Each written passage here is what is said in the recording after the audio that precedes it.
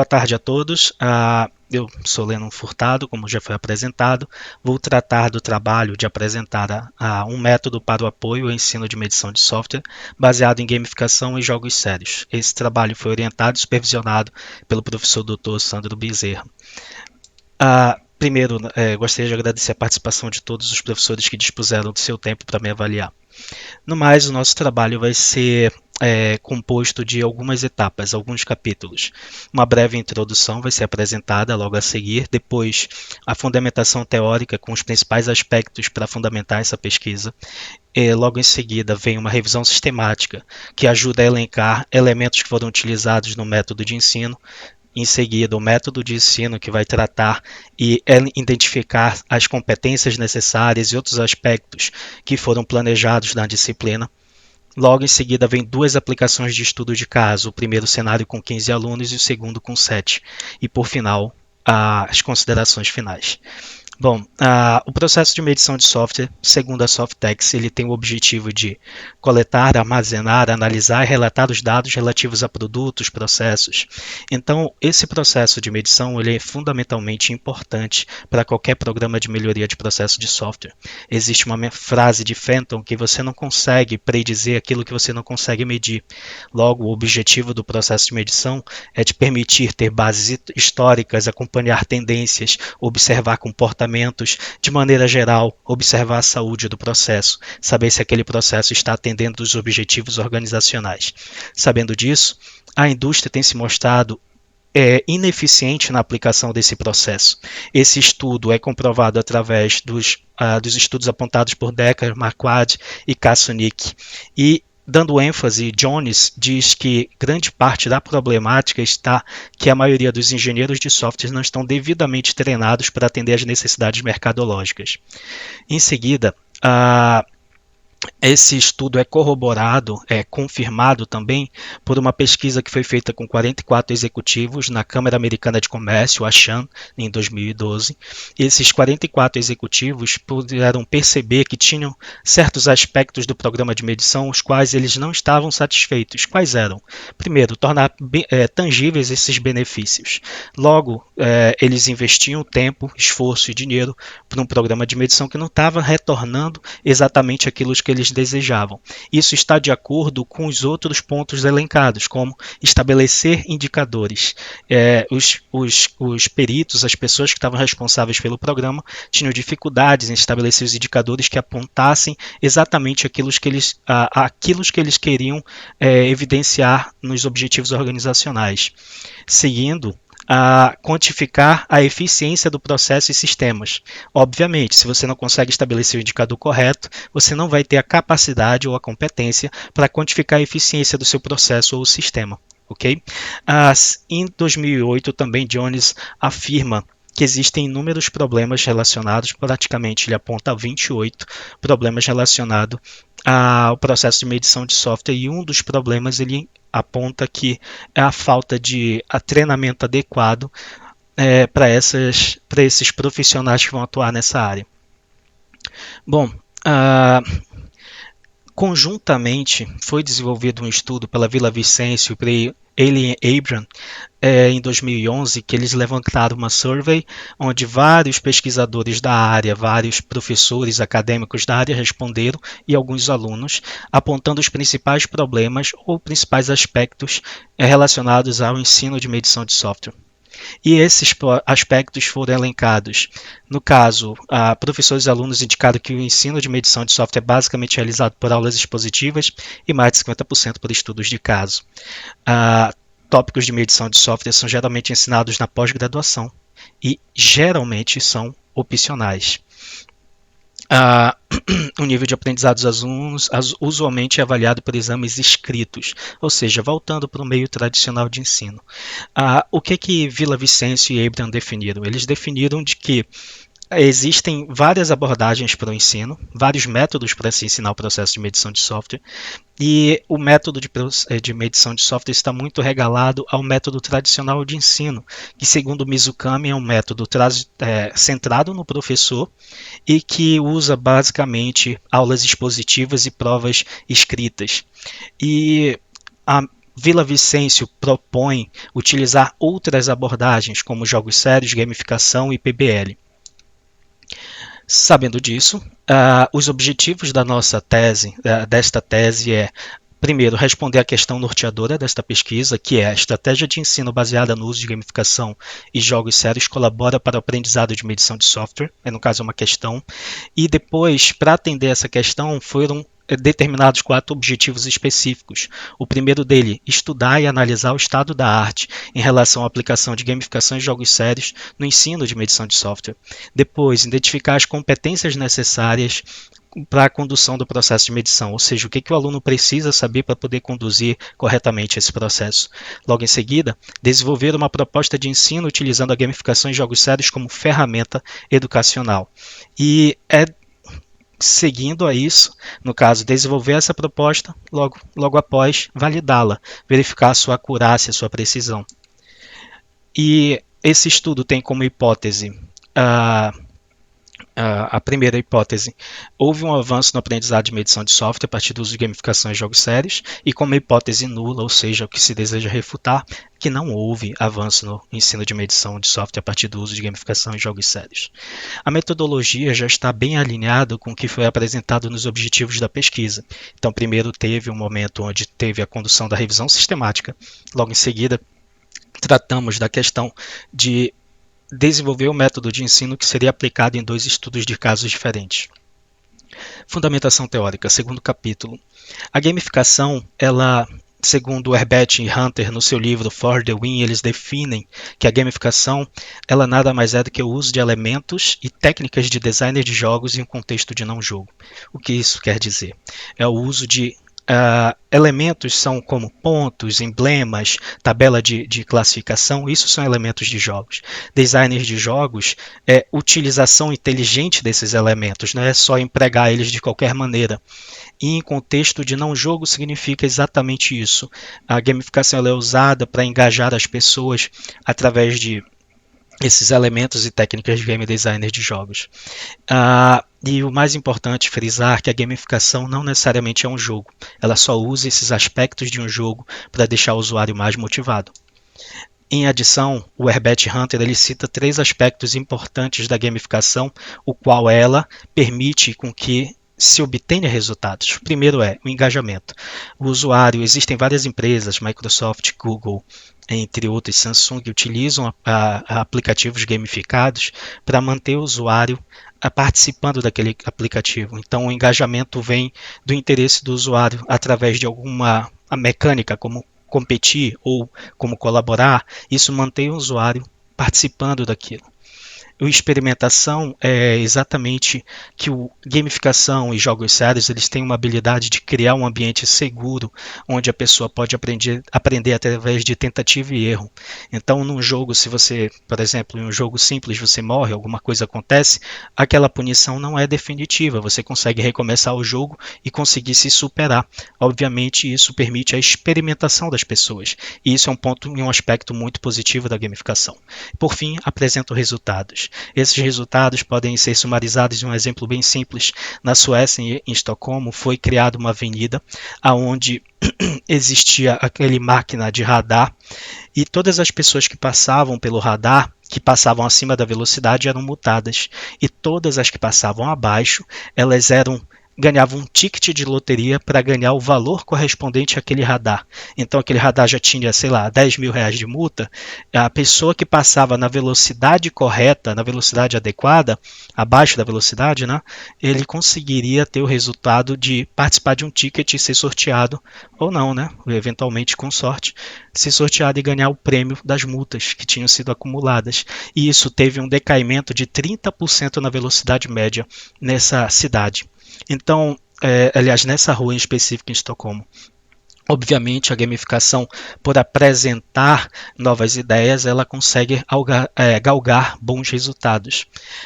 Por fim, aliás, seguindo, nós temos jogos sérios. Jogos sérios definido por Zida nada mais é do que um desafio com um conjunto de regras voltado ao treinamento ou ensino de uma maneira lúdica. Em sumarização, um jogo sério, o foco dele é ensinar algo e não entreter, diferente da vertente, né, de jogos tradicionais, que são voltados exclusivamente ao entretenimento. Ok. Um estudo sobre a aplicação de gamificação, capítulo 3, e jogos, séries e melhoria de processos de software e medição, uma revisão sistemática. Essa revisão sistemática levou um período de 34 meses, onde começamos em 2017, em fevereiro, e fomos até dezembro de 2019.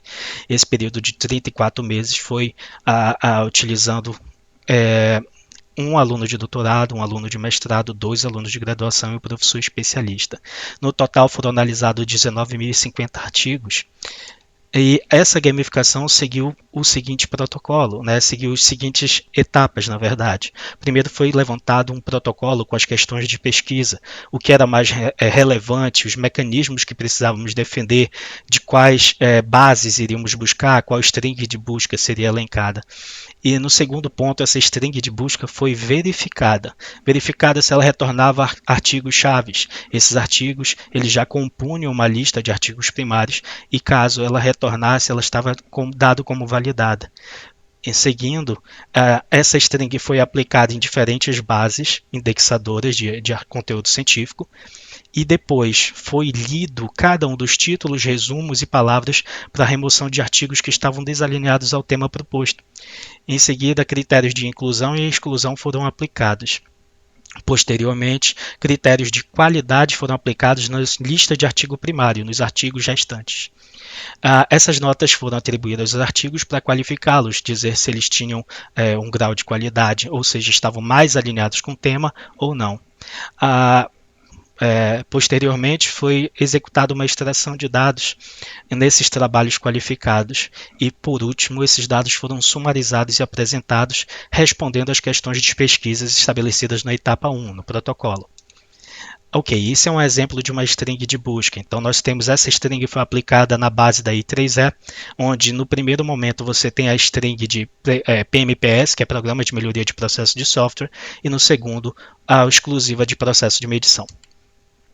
Esse quadro com essas bases foram as bases onde foram aplicadas as strings. Cada base dessa teve 2 strings de busca, como já foi explanado anteriormente. Então, nós selecionamos essas 6 bases, principalmente por elas terem vínculo com o FPA e eu, como aluno, conseguir acessar essas bases sem gerar ônus. Então, foram as bases selecionadas: ACM, a I3E, o Web Compedex, Easy Web of Knowledge, Scopus e Science Direct.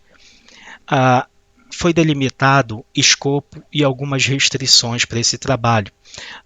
Basicamente, o escopo, nós procurávamos artigos que estavam em português ou em inglês, que a língua nativa é português e os alunos também tinham conhecimento de inglês. Só era utilizado mecanismos, bases indexadoras que possuíssem mecanismos de busca. E como restrições, tivemos uma restrição bem específica de que não poderia se gerar nenhum tipo de ônus financeiro aos pesquisadores, por isso que aquelas bases também foram selecionadas. Ok, tivemos a aplicação de 3 tipos de critérios. Primeiro, os critérios de inclusão, ou seja, em resumo, esse texto que está aqui na tela, esse critério só estava dizendo se houve uma aplicação de gamificada ou através de jogos sérios no processo de medição de software ou programas de melhoria de processo de software, esse artigo ele era incluso.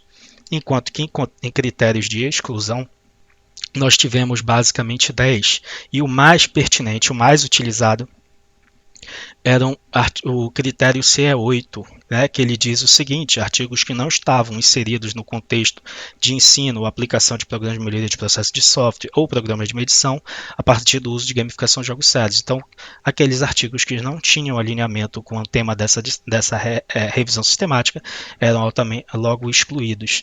Alguns outros critérios apareceram bastante também, como os artigos repetidos. Várias bases, apesar de serem distintas, elas indexavam algumas vezes artigos repetidos. E o CE6, que é o artigo duplicado, também isso aconteceu várias vezes, de você ter artigos que tinham resultados e depois você tem o mesmo artigo, porém apresentando ainda mais resultados, ou seja, uma versão melhorada daquele artigo. E só era aceita a versão mais recente do artigo. Ok.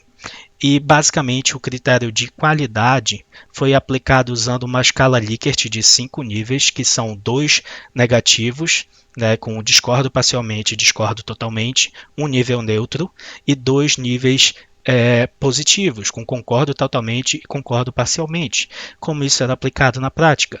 Dependendo da questão que era levantada, por exemplo, a introdução estabelece claramente os objetivos do trabalho, você poderia incluir um desses níveis, concordo totalmente, concordo parcialmente, e assim era estabelecido um ponto para aquele aspecto do trabalho. E isso era feito por todos os pesquisadores envolvidos. No final era gerada uma nota para cada um dos artigos baseado nesses critérios. Ok, como resultados nós temos que foram analisados um total de 19.050 artigos. A base que mais apresentou artigos foi a Scopus. E também foi perceptível o crescimento, a tendência de crescimento na busca, aliás, no emprego de gamificação e jogos sérios para o ensino, tanto de medição quanto de PMPS. Como pode-se perceber, no ano de 2016 foi o pico, onde a gente encontrou no total de 26 artigos.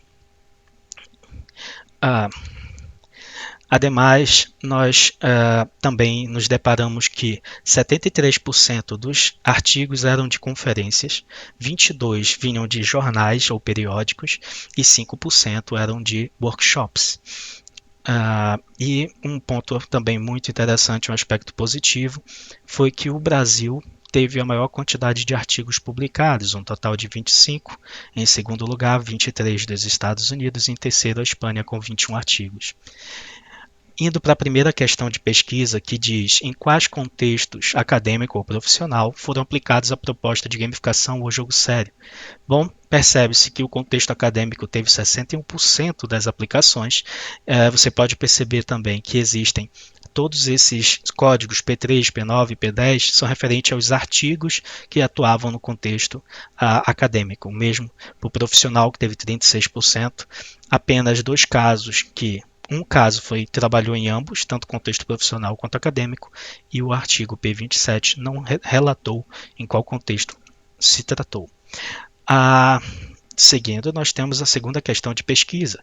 Lembrando que as questões de pesquisa estavam decifradas ou discriminadas em 3 níveis: questões gerais, questões de melhoria de processo de software e questões de medição de software. Essas que nós estamos vendo, de QG1 a QG8, são questões gerais. QG2, quais as limitações relatadas no uso da gamificação ou jogo sério para o ensino? Foi perceptível que a grande maioria das reclamações ou limitações encontradas estava relacionada com o aspecto estético das próprias propostas. Um exemplo bem claro foi o jogo aplicado dentro do método de ensino, o XMED. Ele não possuía efeitos sonoros, não possuía música ambiente, os gráficos eram bem defasados, e isso, consequentemente, sabendo que o aluno que está participando disso, na maioria das vezes, tem contato com os jogos da indústria de entretenimento que possuem um grau de qualidade altíssimo, como jogos AAA, Halo, Call of Duty, esses jogos têm um aspecto estético muito interessante, muito chamativo, coisa que não se encontrava nas propostas voltadas para o ensino. A parte estética muitas vezes apresentava um problema. Isso pode se justificar porque a grande maioria desses jogos feitos pela indústria de entretenimento atuam com uma equipe multidisciplinar de centenas de pessoas, enquanto que um jogo voltado para ensino geralmente são uma equipe de poucos pesquisadores que dificilmente possui a capacidade de design, a capacidade de programação, enfim, não é uma equipe multidisciplinar na maioria das vezes. Ok, algumas limitações foram encontradas dentro do próprio jogo, como um jogo ele fazia um sistema de refatoração para pontuar o aluno, e muitos conseguiram descobrir um jeito de fazer refatorações que não tinham significado para aquele código e conseguiam agregar pontos através da gamificação. Isto se chama exploitation, quando você consegue explorar uma falha que você está ganhando ponto mesmo não contribuindo. Outro aspecto bem interessante ser dito é que nem todos os alunos se sentiam confortáveis com o uso da gamificação. Alguns se sentiam desconfortáveis quando havia uma competição no ambiente. E isso a gente vai conseguir ver também na aplicação dos estudos de caso presente nessa tese. Em terceiro, nós temos a questão geral 3, que quais os métodos de pesquisa foram empregados na validação da proposta de gamificação ou jogo sério. O mais empregado foi 55% com questionários. Em segundo lugar, nós tivemos entrevistas com especialistas e também tivemos entrevistas com especialistas e usuários. Esses foram os 3 métodos que mais participaram. Experimento. Experimento veio em terceiro lugar. Ok, a questão 4. Quais elementos de jogos foram utilizados na proposta de gamificação ou jogo sério? Bom, existe uma participação maior de 3 elementos em particular, que é conhecido como a tríade PBL, que seria pontos de P, o B seria de badges, o equivalente a emblemas em português, e o terceiro seria leaderboard, que é o equivalente à tabela de classificação. E apesar os livros, como For the Win, do Herbert Hunter, eles já apontavam que esses eram os elementos mais presentes, e essa revisão acabou confirmando isso, que foram os elementos mais presentes em todas as propostas vistas.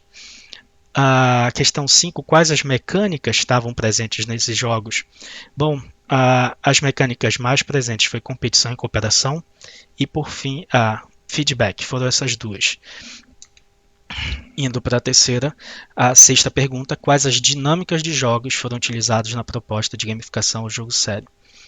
Interrelacionando com a mecânica de competir, você tem a dinâmica de relacionamentos. Então faz sentido que a dinâmica de relacionamentos tenha sido a dinâmica mais presente. Afinal de contas, a mecânica, competição e cooperação, ela está fortemente embasada na dinâmica relacionamentos.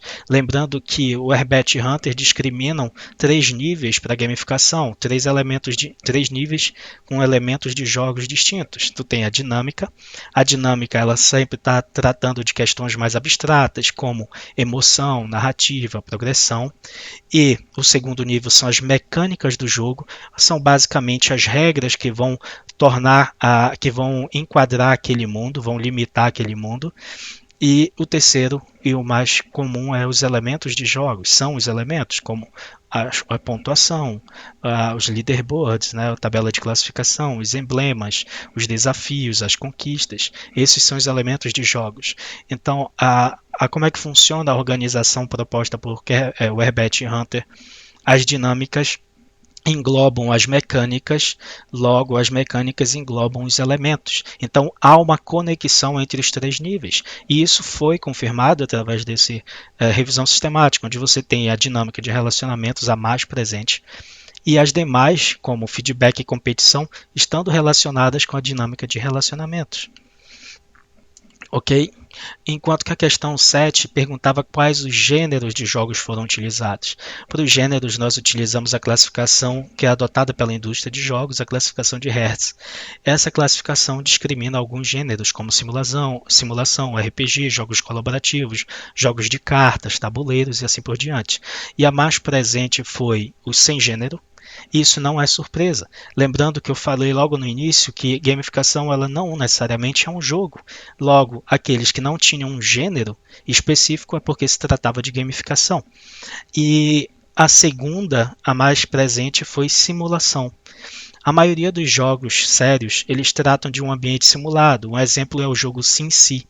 Nesse ambiente, ele apresenta para o usuário uma fábrica de software e lá nessa empresa de software, nessa software house, você vai aplicar o modelo cascata para ensinar o aluno sobre engenharia de software, mais precisamente sobre o modelo cascata. Então, o segundo gênero mais presente foi simulação. Ok, nós tivemos também uma pergunta: como foi a eficiência? A eficiência do aprendizado tiveram basicamente 3 categorias. A primeira, que teve algum ganho significativo. A segunda, não possuía uma relevância tão grande. Por exemplo, aqui no estudo P39, eles conseguiram identificar que de 67% dos alunos acharam que aprenderam mais os conceitos de engenharia de software ao usar a proposta baseada em jogos, e 80% concordaram que tiveram um conhecimento de aplicação prática bem maior. Então, esses estudos listados aqui, ele P36, 39, 70, 71, 72, eles tratam de alguns ganhos. Indo para esses outros estudos, que é o P16, 37, 44, 53, 83 e 85, eles não mostram nenhum ganho significativo estatístico no emprego do ensino através de jogos. O P16 é o jogo que foi empregado no nosso método de ensino, o XMED, e ele mostra, apesar dele ter sido testado com 15 alunos em um grupo de controle, um grupo de experimento, não houve um ganho. Como eu disse, esse estudo ele possui algumas críticas na questão estética, também na questão de funcionalidade. Esse próprio estudo foi utilizado em sala de aula e ele apresentou alguns bugs, alguns problemas relacionados com o próprio jogo. Ok, agora indo para a questão específica da área de medição de processo, melhoria de processo de software, foi possível observar que houve a maior participação em planejamento de projetos e a segunda maior em medição e análise.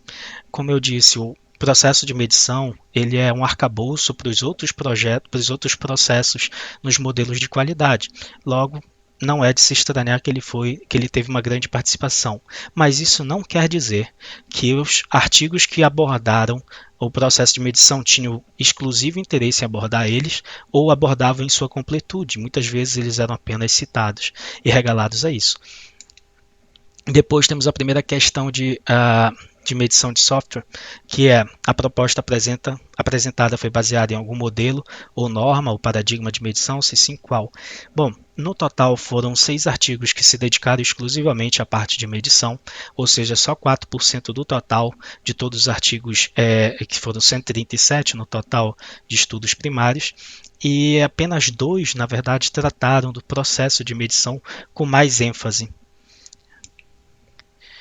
Quais métricas foram cobertas pela proposta de gamificação ou jogo sério? Aqui eu selecionei somente as métricas que tiveram maior participação, como linhas de código, por ser uma métrica simples e fácil de entendimento, ela logo foi bem utilizada na maioria dos trabalhos. Outra métrica foi velocidade da sprint, quando os trabalhos tratava de utilizar a metodologia Scrum, o método Scrum, era medido a velocidade da sprint, e entre outras métricas.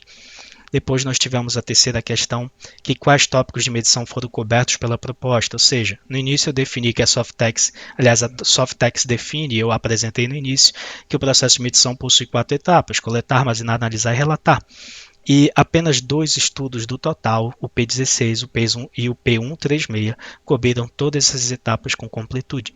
Os demais apresentaram parcialmente elas.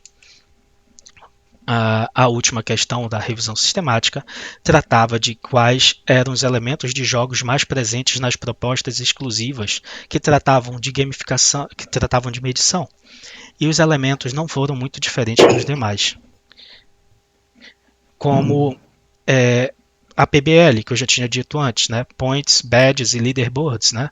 Pontuação, tabela de classificação e emblemas. E depois foi visto que também casou com o antigo com outro estudo apresentado que competição e cooperação e feedback foram as mecânicas mais presentes. E as dinâmicas foi relacionamentos, comprovando que competição e cooperação está dentro de relacionamentos. Ok, alguns aspectos foram apresentados aqui. Entre as forças, através da análise SWOT, a gente consegue identificar que foi avaliado 19.050 estudos, o que é um ponto positivo. Entre as fraquezas, nós tivemos apenas 4 membros da banca, por isso demorou tanto tempo para ser executada essa revisão. Aliás, 4 membros, né, mais o professor pesquisador, professor orientador. E oportunidades, a inclusão de artigos pagos. No meio do caminho foi encontrado vários artigos interessantes pagos. Teve uma vez que a Scopus redirecionou para Springer Link, e o artigo da Springer Link era pago. E infelizmente ele não foi incluído por gerar ônus. Então, é um ponto que poderia ser melhorado. E as ameaças são basicamente as 4, né, de validade interna, externa e as demais. Ok, o método de ensino. Porque me atrapalha. Licença, tem um microfone de alguém. Tá fazendo barulho, tá me desconcentrando. Bom, continuando. Então, o método de ensino. O método de ensino, os autores Nunes e Yamaguchi, eles apresentam que antes de você planejar uma disciplina, é necessário você identificar as competências que aqueles alunos vão precisar ter para executar aquela disciplina. E foi analisado os dois modelos de qualidade, o CMMI, que é em nível internacional, e o MPSBR, a nível nacional, para identificar quais as competências eram necessárias a esses alunos. E foram possível chegar a 8 competências, de uma maneira como foi feita a análise, foi basicamente pegar os resultados esperados do MPSBR e os objetivos, os objetivos gerais os objetivos específicos, desculpa, da área de processo do CMMI, de medição e análise. Então foi possível derivar essas 8 competências. A primeira, estabelecer objetivos de medição. A segunda, especificar medidas. A terceira, especificar procedimento de coleta de dados e armazenamento. A quarta, especificar procedimento de análise. A quinta, coletar dados de medição. A sexta, analisar esses dados. A sétima, armazenar dados e resultados. E, por fim, a oitava, comunicar estes resultados. Então, após a identificação da competência, foi possível começar a planejar a disciplina.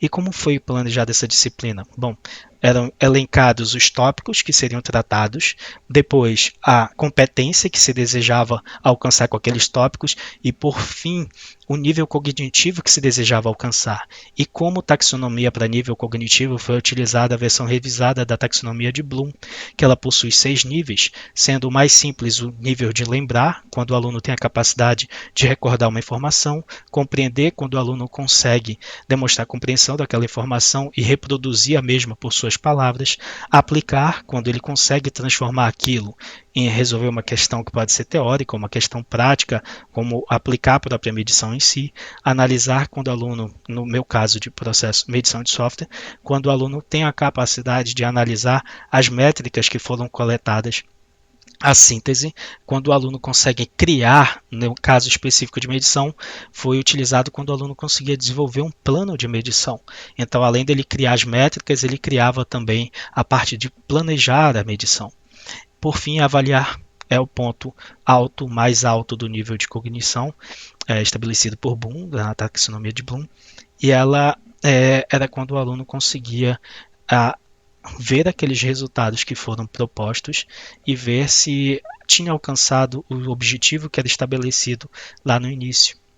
Ou seja, na experiência prática, se o aluno conseguia ter atingido o objetivo de negócio estabelecido no plano de medição. Ok. Sabendo de uma coisa, que todos esses níveis possuem uma hierarquia.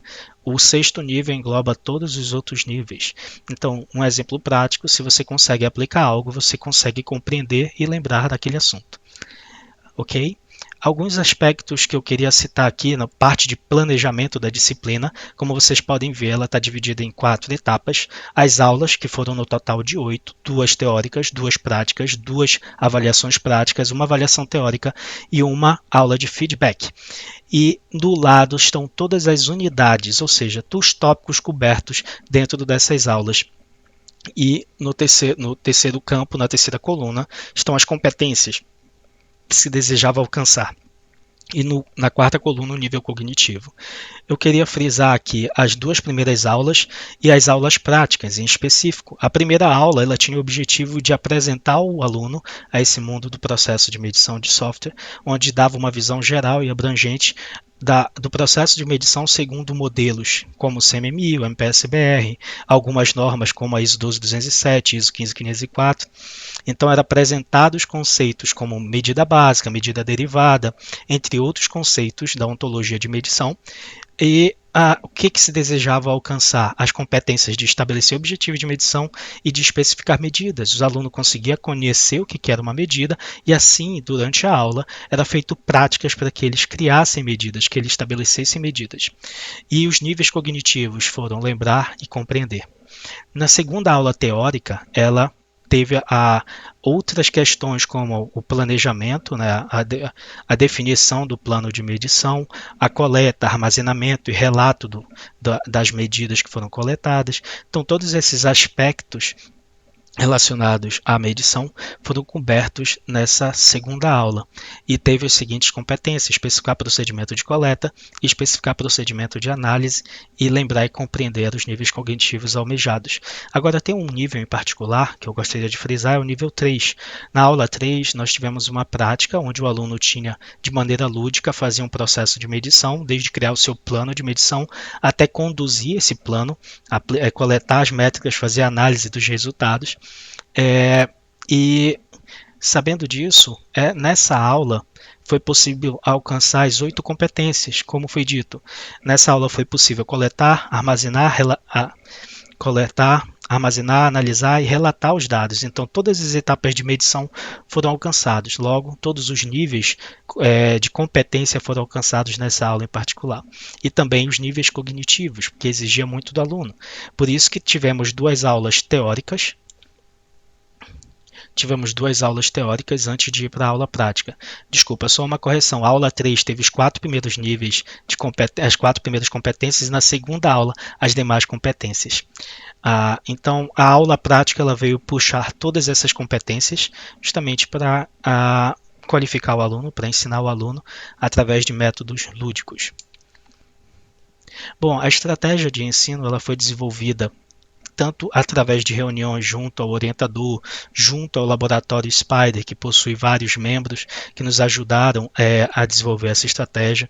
Em particular, o Isaac me ajudou bastante no desenvolvimento dela, e também foi através da utilização do framework proposto por Kevin Werbet e Hunter no seu livro For the Win, onde ele estabelece 6 níveis para você 6 pontos, 6 etapas para você definir e criar uma gamificação. Essas etapas vão desde definir o objetivo de negócio, no qual você cria um ambiente competitivo e colaborativo. Esse é o objetivo de negócio da nossa gamificação, que fomente a comunicação em sala de aula com a finalidade de discutir amplamente o tema de medição de software. E tem outros níveis. Um que eu gostaria de citar é o nível 5, o de diversão. A diversão era exclusivamente atrelada à competição e à colaboração entre os alunos. E também tínhamos outro nível em particular que é interessante, que é o nível 4, conceber ciclos de engajamento. Ou seja, o Herbert Hunter diz que a gente tem que ter loops de feedback, loops de engajamento para manter o aluno envolvido, ou a pessoa que está participando da gamificação envolvida. No nosso caso, era ao final de todas as aulas, era apresentado a tabela com a classificação dos alunos e o seu radar, que era uma visualização de informação que nós usamos para representar o progresso do aluno. Então, esse era o momento do loop de engajamento. Querendo aperfeiçoar a proposta, os achados encontrados na revisão sistemática foram incrementados na segunda aplicação do estudo de caso. E quais foram esses achados? Nós descobrimos que relacionamentos, narrativa e progressão foram as dinâmicas mais utilizadas. E nós fizemos uso dessas dinâmicas dentro da nossa proposta de gamificação. Depois, competição e colaboração, feedback, recompensas e desafios também foram as mais utilizadas das mecânicas encontradas através da revisão sistemática, o qual também foi utilizado na gamificação. Por fim, pontos, tabela de classificação e medalhas foram os 3 elementos principais encontrados, que na segunda aplicação do estudo de caso teve a inclusão das medalhas, então foi incrementado na nossa gamificação. A aplicação do primeiro estudo de caso é o 5º capítulo.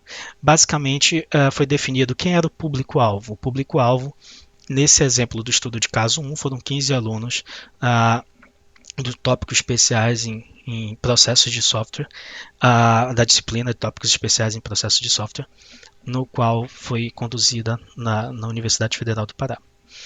Depois do público-alvo identificado, que eram estes alunos que não necessariamente precisavam ter o background ou ter uma prévia experiência na área de medição, foi elencado um fator surpresa.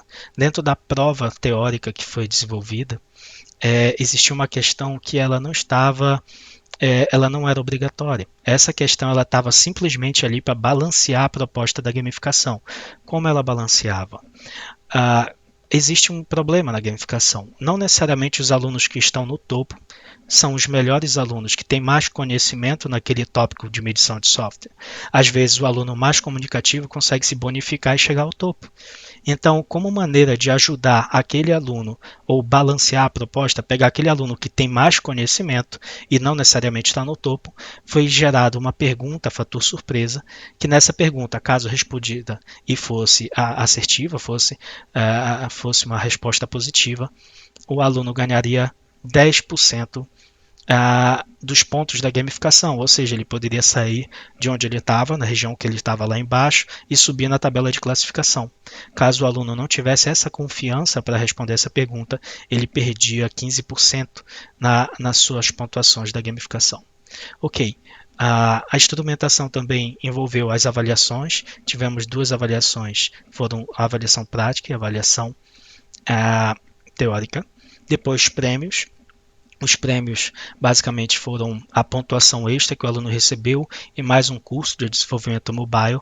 Então, o primeiro lugar ficou com um curso mais pontuação extra, o segundo, um ponto extra, e o terceiro, meio ponto extra.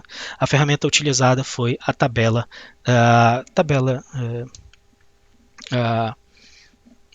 spreadsheet, enfim, foi um Excel. Enfim, foi delimitado alguns comportamentos positivos. A gamificação ela trabalhava da seguinte maneira: tinha comportamentos que eram encorajados e comportamentos que eram desencorajados. O comportamento encorajado estava em iniciativa, aquele aluno que é o primeiro a responder em sala de aula; participação, aquele aluno que participa das outras respostas e incrementa a resposta de um colega.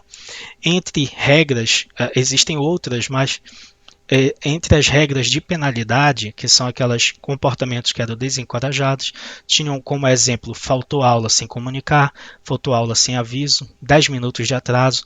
Cada 10 minutos que o aluno demorava, se atrasava em sala, era descontado um ponto, ele podia perder no máximo até -4. Então, era descontado esse ponto. Penalidade era quando o aluno tinha alguma conversa paralela, usava o celular em sala, agia de maneira inconveniente com os demais alunos e com o ambiente de sala, e era penalizado com -2 pontos. Bom, o progresso da sala era apresentado através de um gráfico de barras, que é esse gráfico de ranking, onde os alunos conseguiam acompanhar o seu progresso na sala, e o progresso individual do aluno era apresentado através de um gráfico de radar, através da visualização da informação de radar. A ferramenta utilizada, como eu disse, foi uma planilha de texto, e nessa planilha de texto eu só estou fazendo mostrando como era organizado essa planilha. Quem preenchia a planilha era o juiz ou um voluntário, que era responsável por observar o comportamento dos alunos, bonificá-los ou penalizá-los dependendo desse comportamento. Então, nós tínhamos comportamentos, como já tinha dito: falta sem aviso. O aluno, caso ele na aula 2 ele tivesse tido uma falta sem aviso, ele levava lá -6 pontos. A mesma coisa para comportamentos positivos, como sugestões que eu estou apresentando. No terceiro, na terceira tabelinha lá embaixo, que está verde e vermelho, essa tabela ela está apresentando todo o desempenho do aluno em todo o método. Então, nós temos o desempenho dele no dojo, temos o desempenho dele no laboratório, na prova teórica, e a partir dessa tabela, dessa linha, que era gerado os gráficos de radar, e no final dela, que tem o total, era gerado o gráfico de barra, né, a tabela de classificação. Por fim, nós temos a última seção da tabela que foi criada, era onde armazenava as notas do aluno. Lembrando que o aluno ele era avaliado através da prova prática, através da prova teórica e através da gamificação. A estrutura do estudo foi dividida em 8 etapas. Tivemos primeiro o pré-questionário, 7 etapas. O pré-questionário, que era passado antes da primeira aula. Quem preenchesse ganhava uma bonificação. Depois tivemos a aula teórica, né, que foram 2 aulas teóricas, 2 aulas práticas, 2 aulas de avaliação prática, uma aula de avaliação teórica, um pós-questionário e uma aula de feedback para a gente capturar as impressões subjetivas dos alunos, como eles se sentiram durante o desenvolvimento desse estudo. E o pós-questionário era utilizado na aula de feedback justamente para eles responderem em sala de aula junto e trazerem seus insights. Aplicação do segundo estudo de caso. Foi identificado alguns pontos de melhoria. Entre os pontos de melhoria que eu gostaria de citar, foi diminuir a complexidade de tarefa, ou seja, no primeiro estudo de caso, para o segundo, teve alguns pontos que foram melhorados. Alguns alunos tiveram dificuldade no primeiro estudo de caso na parte da execução da medição na prática. Então, foi percebido que era necessário diminuir essa dificuldade para deixar a experiência mais palatável, e foi diminuída essa dificuldade, entre outros pontos de melhoria. Ok, nesse segundo estudo de caso foi utilizada uma visualização da informação complementar, que é chamada de Tree Map, que ela permite uma observação hierárquica do comportamento do aluno. O que isso quer dizer? É que o aluno conseguia observar quais os comportamentos positivos por área tiveram mais participação no seu desempenho durante o método. Como eu disse, no segundo estudo de caso foram estabelecidas medalhas como um incremento que foi encontrado na revisão sistemática. E essas medalhas possuíam várias medalhas, elas tinham um fator bônus. Quando elas fossem atingidas, esse fator bônus era somado à pontuação do aluno no total da gamificação. Alguns exemplos de medalhas presentes eram o Duro de Matar, era o aluno que aparecia todos os dias em sala de aula, não faltou nenhum dia. Primeiro a falar, tinha 3 níveis, né? Bronze, prata e ouro. Ou seja, o primeiro a falar era aquele aluno que tinha a iniciativa de fazer uma pergunta, ou primeiro a responder uma pergunta. 3 vezes na aula, 6 vezes na aula, 9 vezes na aula. Para cada uma dessas quantidades era referida uma medalha: prata, bronze, prata e ouro, entre outras medalhas que foram aplicadas nesse segundo estudo. A mesma estrutura foi utilizada do primeiro estudo de caso para o segundo. Ok, agora vamos para a parte de análise. Nós temos duas análises, a quantitativa e a qualitativa. Começando pela qualitativa, essa análise só foi possível ser feita através da coleta dos dados no pré-questionário. E essas primeiras 4 perguntas foram relacionadas como os alunos avaliaram a aula teórica.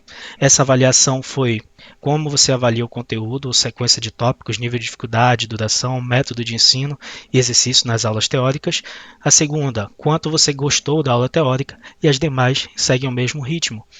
E como nós podemos perceber, existem 2 tabelas. A superior é do estudo de caso 1, a inferior é do segundo estudo de caso. E é possível perceber que o primeiro estudo de caso possui mais quadrados verdes, o que isso quer dizer que ele possui um maior nível de aceitação.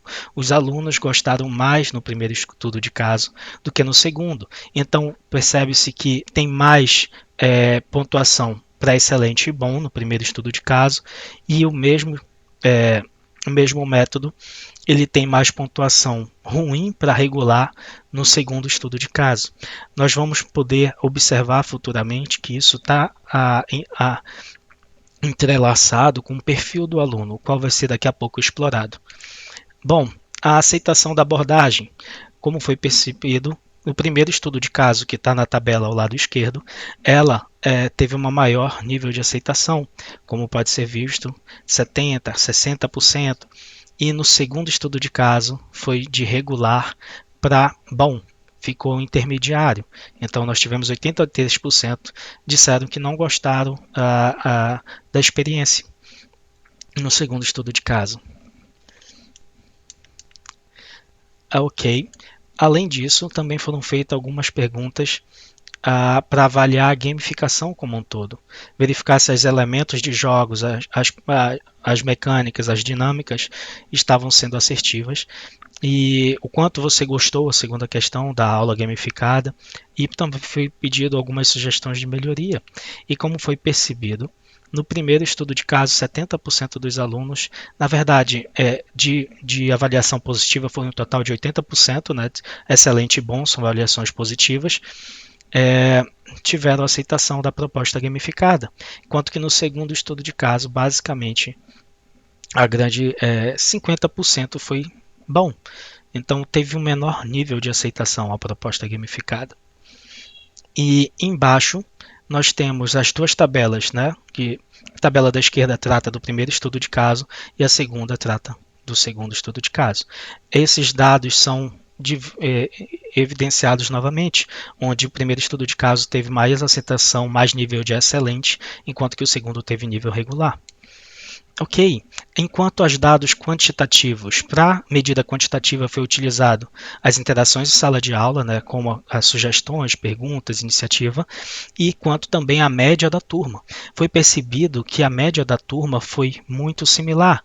O total o primeiro estudo de caso teve 1,57 e 1,48 para o segundo estudo de caso, no total de 2 na média da gamificação. Para a prova prática, teve 3,3 e 3,4 primeiro e segundo estudo de caso consecutivamente, num total de 4 para avaliação prática, na prova prática, e para a prova teórica, 2,87 e 2,52, no total de 4 para a prova teórica. E a média final da turma, no primeiro estudo de caso foi 794 e no segundo 769, ou seja, teve um grau acima da média estabelecido pela instituição, que no caso é 7, né? Então, as duas turmas tiveram uma nota acima da média. Ok, os alunos, ademais nós tivemos a evolução dos comportamentos positivos em sala de aula. Um exemplo para ser apresentado aqui. No primeiro estudo de caso, a dimensão iniciativa, que é aquele aluno tomar o partido, de puxar a conversa dele, dele levantar a mão para responder a pergunta, tomar a iniciativa. No primeiro aula, foi possível perceber apenas 5 participações no primeiro estudo de caso e 12 participações de iniciativa, 12 iniciativas no segundo estudo de caso.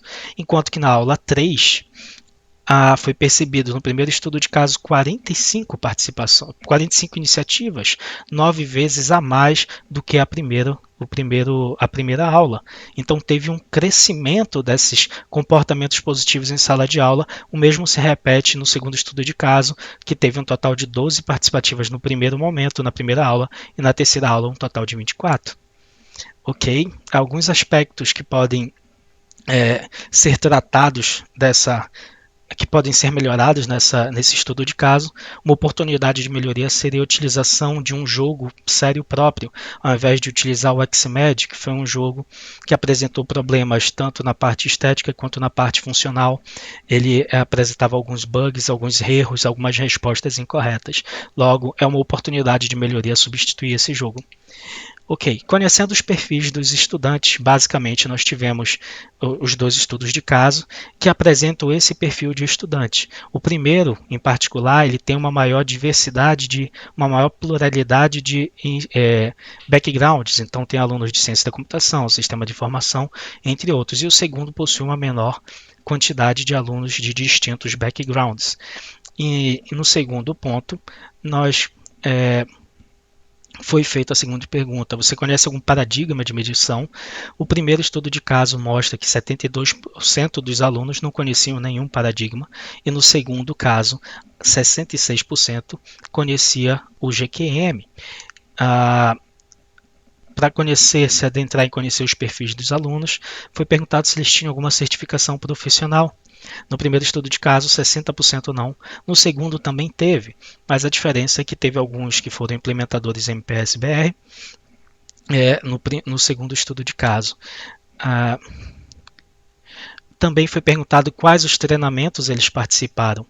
E como pode perceber que a grande maioria no primeiro estudo teve 63% de não participaram de nenhum treinamento, bem diferente do segundo estudo, onde tinham alunos que tinham participado de CMMI, MPS-BR, PMBOK, pontos por função, entre outros treinamentos.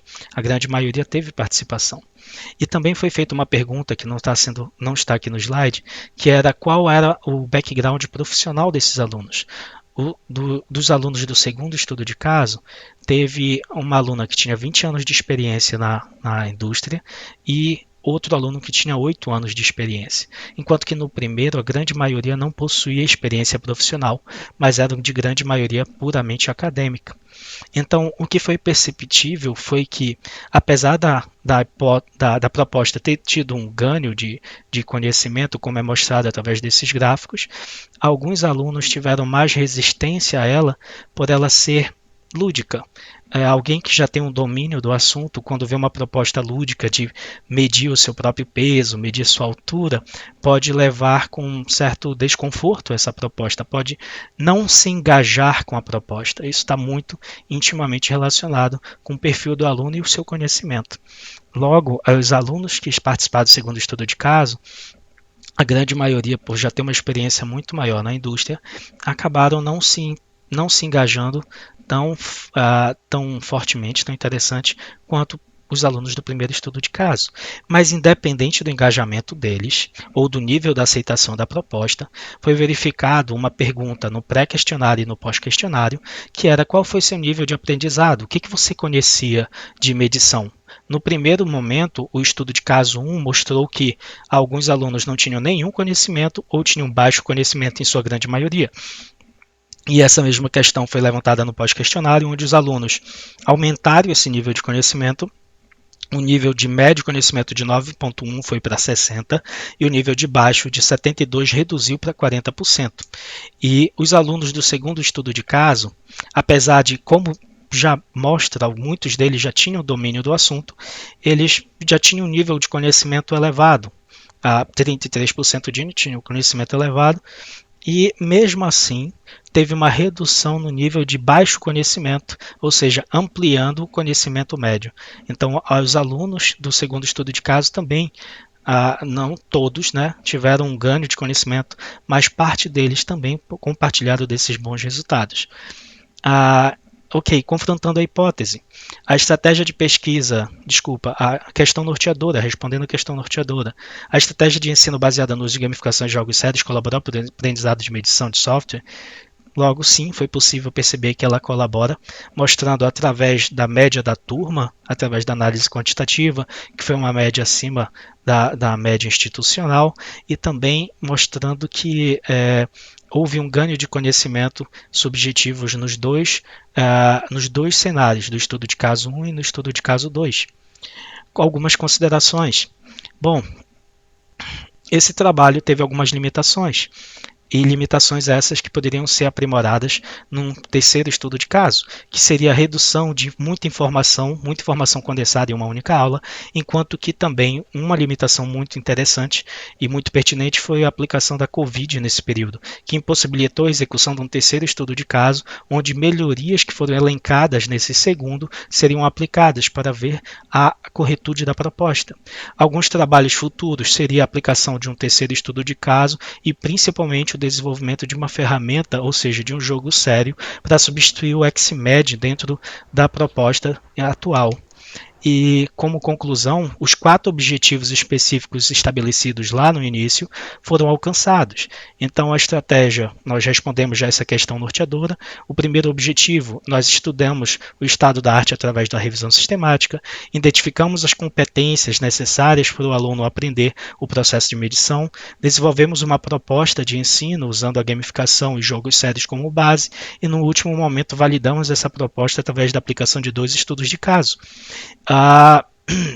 Aqui são alguns pontos positivos, que no primeiro estudo de caso tivemos 80% dos critérios bom e excelente, um alto índice de aceitação da proposta. E para finalizar, eu gostaria de terminar com a frase de Coaster e Wright, que ele diz que no final os jogos são professores e a diversão é outra palavra para aprendizado. Algumas publicações foram alcançadas com esse estudo. Nós tivemos no total de 6 publicações, 4 em conferências, uma como pôster e uma em periódico. Essa primeira publicação com Qualis A3 foi no periódico International Journal of Computer Games and Technology. No mais, meus agradecimentos a todos que participaram desse momento, tanto aos meus familiares quanto aos professores da banca. Em particular, gostaria também de agradecer ao Isaac pela contribuição que foi muito significativa no desenvolvimento dessa tese, também o Quaresma, que são outros alunos que participaram ativamente desse projeto, e Em especial, queria agradecer meu professor orientador, no qual se dedicou e acreditou nesse projeto, nessa tese desde o início e sempre foi um ponto de referência, um ponto de qualidade no qual eu me espelhei, o qual eu desejo alcançar. Mas é isso.